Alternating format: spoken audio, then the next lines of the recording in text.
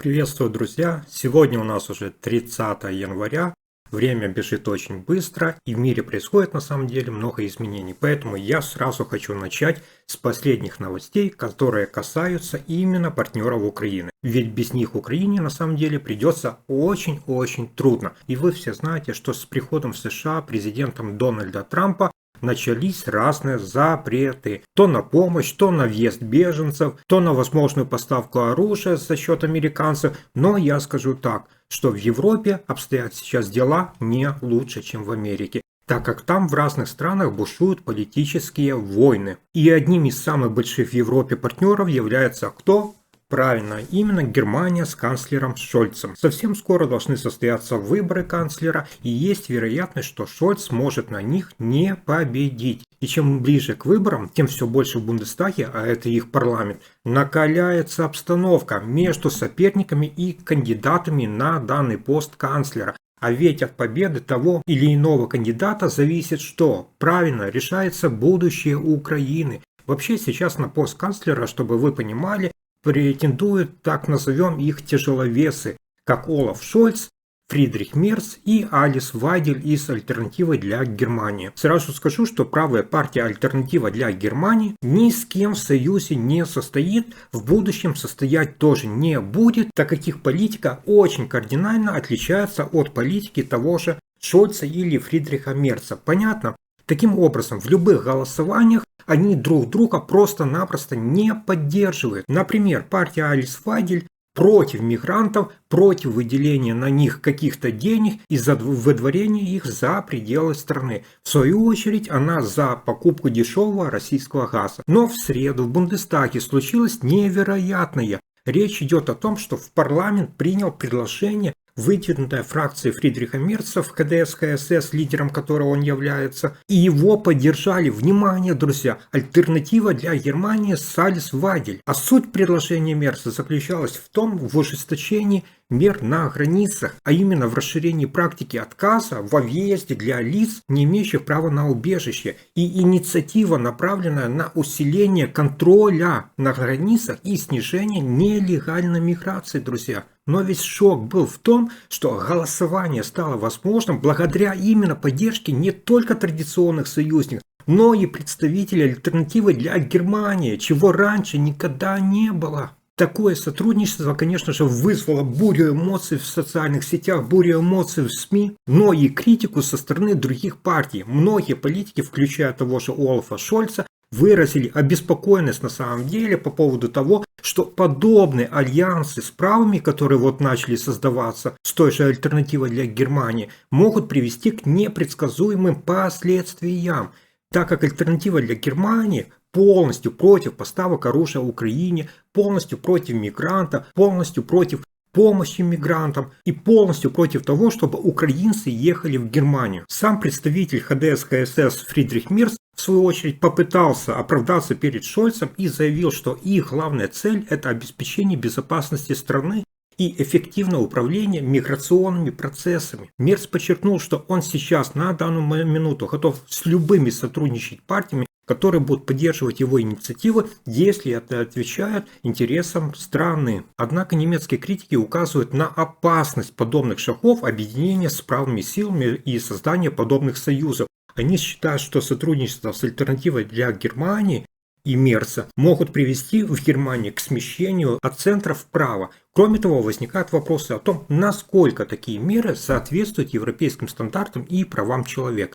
В ответ на критику Олафа Шольца Мерц не смолчал. Он высказался, что они действительно в рамках закона стремятся к защите национальных интересов Германии. Таким образом, друзья, это вот событие объединенного голосования правых и Мерца подчеркивает сложность и многогранность вот этих политических процессов, которые происходят сейчас в Германии. Власть меняется. Если правые во главе с Алис Вайдель наберут большинство, то можно будет ожидать, что в дальнейшем они будут ставить палки в колеса, вплоть до блокировки военной и финансовой помощи Украине. Но это еще не все. Возможно, друзья, вы слышали, что на днях Илон Маск, миллиардер, открыто высказал поддержку партии Алис Вайдель «Альтернатива для Германии». А это, в свою очередь, вызвало широчайший резонанс в политических кругах Германии. Представляете, бизнесмен из США поддержит правую партию «Альтернатива для Германии». Узнав об этом, канцлер Олаф Шольц выразил свою обеспокоенность по этому делу. Он отметил, что Маск поддерживает партию, которая стремится к сближению с Россией и ослаблению трансатлантических отношений между Германией, Европой и США. Шольц также подчеркнул, что такие действия могут негативно сказаться не только на самой Германии, но и на всей Европе. Европа может просто-напросто развалиться. Невероятно просто. Представляете, друзья, какие масштабы в Европе приобретает такая политическая нестабильность. И на самом деле она не на руку Украине. Кроме того, Маск позволил себе резкие высказывания в адрес немецких политиков, включая того же Шольца. Но Шольц, конечно же, отреагировал на это сдержанно, отметив, что социал-демократы на самом деле уже привыкли к критике со стороны богатых миллиардеров еще с 19 века. Шольц подчеркнул, что в таких ситуациях важно сохранять хладнокровие, холодную голову и не поддаваться на провокации Илона Маска. Но здесь интересно то, что вот такие вот личности, богатые миллиардеры, как Илон Маск, вмешиваются во внутренние дела других стран. Поддержка таких партий, как АФД, альтернатива для Германии, может привести к ослаблению международных союзов, которые формировались десятилетиями, а то и столетиями. И когда вот такие вот фигуры, миллиардеры, высказывают свое мнение, они на самом деле несут ответственность за возможные последствия своих слов. Вмешательство, друзья, во внутреннюю политику других стран, особенно со стороны лиц, не являющихся гражданами данных стран даже, является недопустимым и может привести к серьезным последствиям. Согласны? А теперь хочу, чтобы вы понимали всю трагедию данной ситуации, которая сейчас происходит в Германии и совсем в ближайшем будущем может повлиять на судьбу Украины, так как данный партнер, он что? Правильно, он является самым крупным партнером в Европе и самым крупным помощником Украины в Европе. Канцлер Олаф Шольц и его партия СДПГ сейчас переживают, скажем так, не самые лучшие времена. Потому что, согласно последним опросам, на досрочных выборах, назначенные, которые, я вам напомню, на 23 февраля 2025 года, позиции канцлера Шольца могут значительно еще ослабнуть вплоть до четвертого места. Не первое, не второе, не третье. 4 место, друзья, действующий канцлер Олаф Шольц. И в этой предвыборной кампании стали ключевыми темами именно вот миграция, экономика и поддержки Украины. Однако, к сожалению, Олаф Шольцу не удалось занять лидирующие позиции, он выходит только на 4 место в таких обсуждениях, и после недавних трагических событий, таких как нападение на рождественской ярмарке в Магдебурге, его реакции были восприняты недостаточно убедительно. И вот этот рейтинг его, конечно же, пошатнулся. Обещания об усилении депортации, как он говорил, они просто остались нереализованными, что и позволило оппоненту его Фридриху Мерцу из ХДС-ХСС взять инициативу в свои руки и предложить более решительные меры. Недавно на Всемирном экономическом форуме в Давосе Шольц также не смог произвести должного впечатления.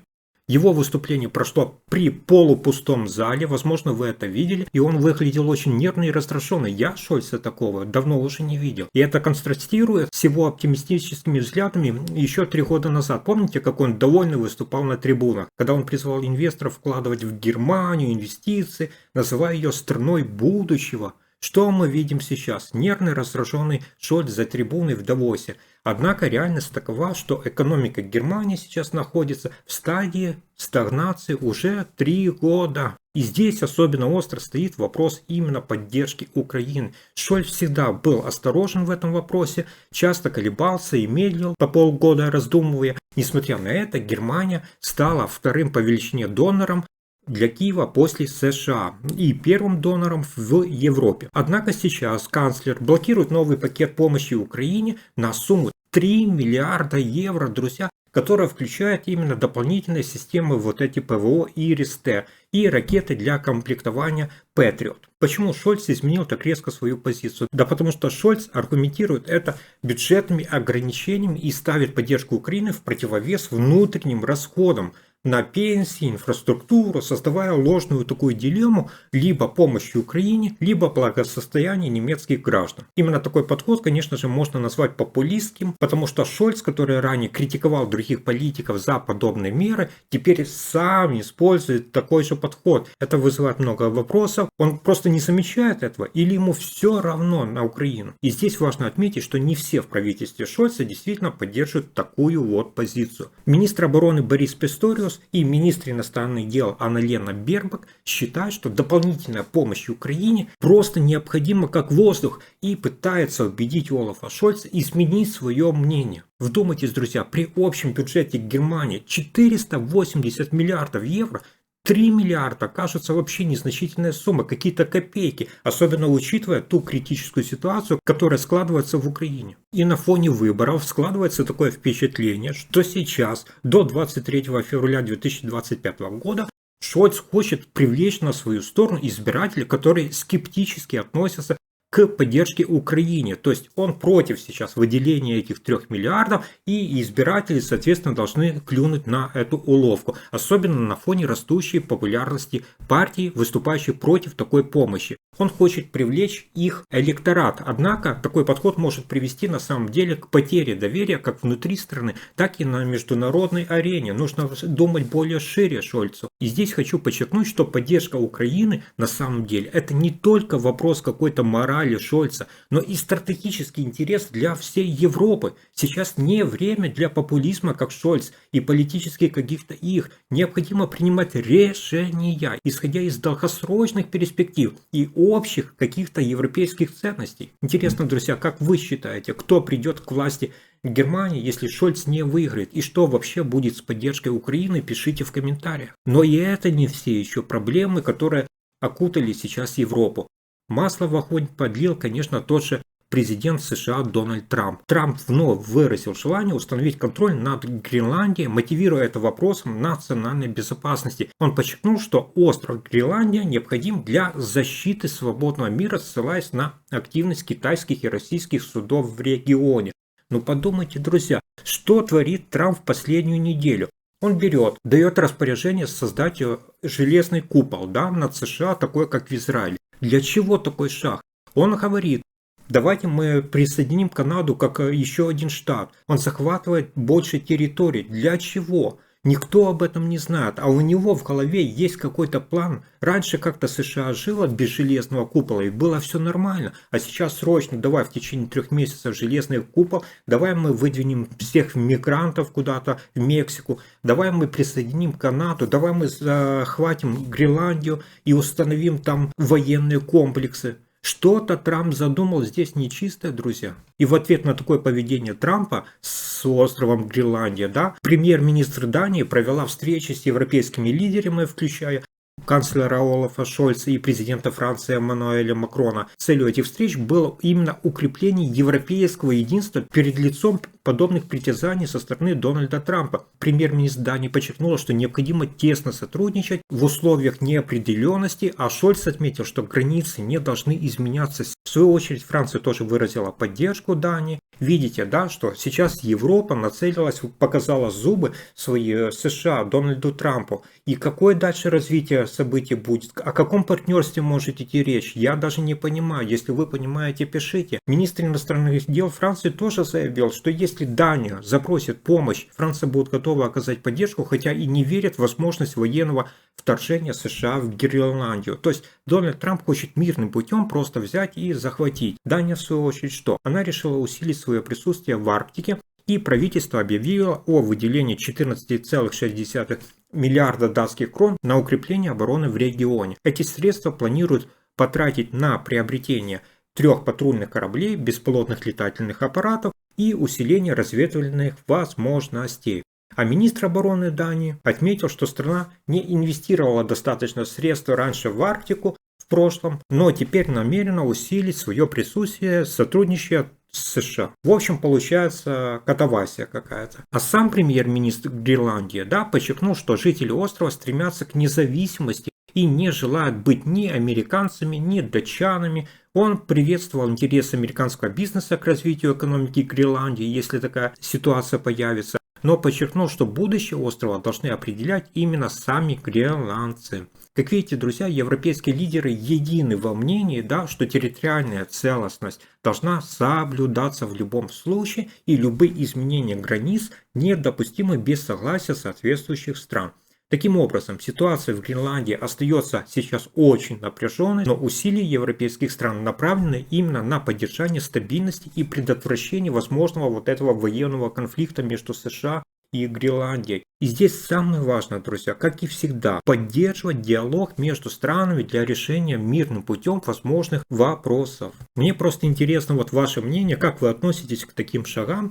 Можно ли так просто захотеть, как Трамп, да, и прибрать к рукам чужую территорию? Или все-таки это пойдет на пользу гренландцам? Напишите ваше мнение в комментариях. Друзья, и я хочу отметить, что, как вы вот сегодня убедились, да, на самом деле международная политика – это очень сложная и, скажем так, многогранная среда, где каждое действие имеет свое последствие. И я хочу напомнить вам, как зрителям, кто еще не подписан на наш канал, подпишитесь, включите колокольчик, кто еще не включал раньше, чтобы не пропускать новых видео. А со своей стороны я вам выражаю огромную благодарность. Будем с вами следить за развитием данной ситуации и надеяться на мирное решение всех возникающих вопросов.